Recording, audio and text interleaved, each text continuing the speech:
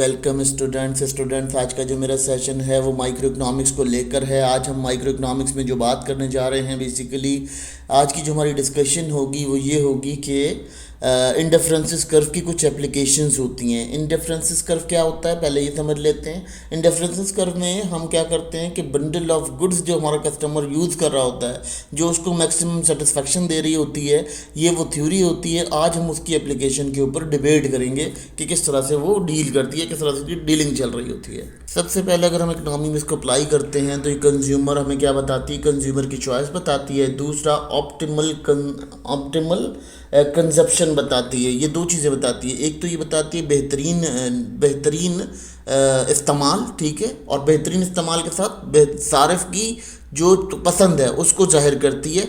और ये थ्योरी क्या करती है, ये इंपॉर्टेंटली ये क्या होता है, इन डिफरेंसेस कर्व के ऊपर जब हम रिप्रेजेंट करते हैं इन तमाम पॉइंट्स को, तो देखा ये जाता है कि वहाँ पर आपका कंज्यूमर की इनकम और प्राइस लेवल से जो चेंजेस आ रही होती हैं, उन चेंजेस के ऊपर ये डिबेट कर रही होती है। इसके बाद इसकी जो दूसरी एप्लीकेशन होती है वो डिमांड कर्व के ऊपर होती है। देखिए जी, जब आपने क्या किया, आपने कंज्यूमर की चॉइस देख ली और कंज्यूमर का प्रेफरेंस पता चल गया आपको, उसके बाद आपने क्या किया, आपने उसको डिमांड के रख दिया। यानी डिमांड किस तरह से फ्लैक्चुएट कर रही है, वो फ्लैक्चुएशन को जो है अप्लाई करते हैं हम इंडिफरेंसेस कर्व की थ्योरीज को, ताकि हमें जो है वो प्रॉपर तौर पर पता चल जाए कि हमारी जो डिमांड है वो किस लेवल की है या किस लेवल की हम सेटिस्फेक्शन अचीव कर रहे हैं। तो उसके बाद हम अगर बात कर लेते हैं थर्ड पॉइंट के ऊपर, तो ये इनकम और सब्स्टिट्यूशन इफेक्ट्स को भी बहुत ज़्यादा जाहिर करता है। सब्स्टिट्यूशन क्या होता है कि एक गुड का कोई और सानी मौजूद हो मार्केट के अंदर, तो वो सब्स्टिट्यूशन कहलाता है। तो इंडिफरेंसेस कर्व को हम वहाँ भी अप्लाई करते हैं जहाँ से हमें ये पता चल जाता है कि जो सारिफ की अर्निंग है वो कितनी है, और सारिफ की अर्निंग के साथ साथ जो है उसकी जो प्रिफरेंसेस हैं दो गुड्स के दरमियान में वो क्या हैं, तो वो भी मालूम करने में हमें बहुत मदद मिलती है इन डिफरेंसेस कर्व को अप्लाई करने से। अब यहाँ ये समझ लेते हैं कि सब्स्टिट्यूट इफेक्ट और इनकम इफेक्ट क्या होता है। अब क्या होता है कि एक गुड्स है, उसकी प्राइस चेंज हो जाती है। लेट सपोज एक गुड आप ला रहे थे, उस गुड की प्राइस चेंज हो गई।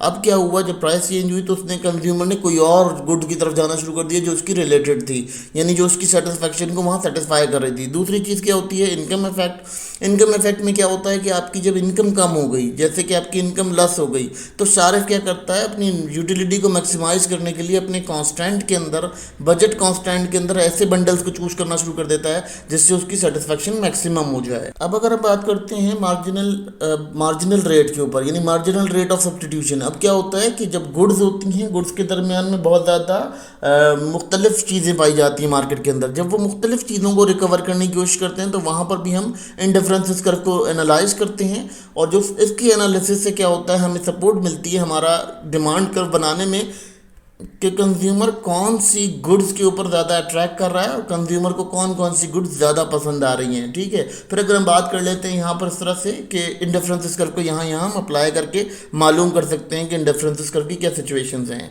अब उसके बाद क्या होता है, जब कंज्यूमर चॉइस हमें पता चल जाती है, तो कंज्यूमर चॉइस के बाद हम क्या करते हैं, हम उसकी पॉलिसी एनालिसिस करने पे बहुत ज़्यादा ध्यान देते हैं। पॉलिसी एनालिसिस करने पे क्या ध्यान देते हैं कि हमें ये चीज़ समझ आ जाती है कि हमारी जो मुल्क है उसके अंदर किस तरह की पॉलिसी चलेगी, किस तरह की वेलफेयर हम अप्लाई कर सकते हैं, क्या वेलफेयर के ऊपर जा सकते हैं, ये तमाम चीज़ें यहाँ डिस्कस की जाती हैं।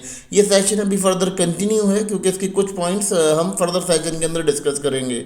स्टूडेंट्स, यहाँ ये डिस्कस करना इसलिए ज़रूरी था कि जो इंडिफरेंसेस कर्व है उसकी अप्लाई करने का इकनॉमी में, जो हम इकनॉमी में अप्लाई करते हैं वो क्यों क्यों अप्लाई करते हैं और कहाँ कहाँ उसकी एप्लीकेशंस आती हैं, क्या क्या काम करती हैं। बेसिकली ये कर्व ड्राइव करने में काम करती है, ये आपकी ग्राफ बनाने में बहुत मदद देती है, और इसको हम फर्दर भी डिस्कस करेंगे। जब हम इसका ओवरव्यू देंगे तो आपको कंटिन्यू समझ में आएगा कि किस तरह से डील कर रही है।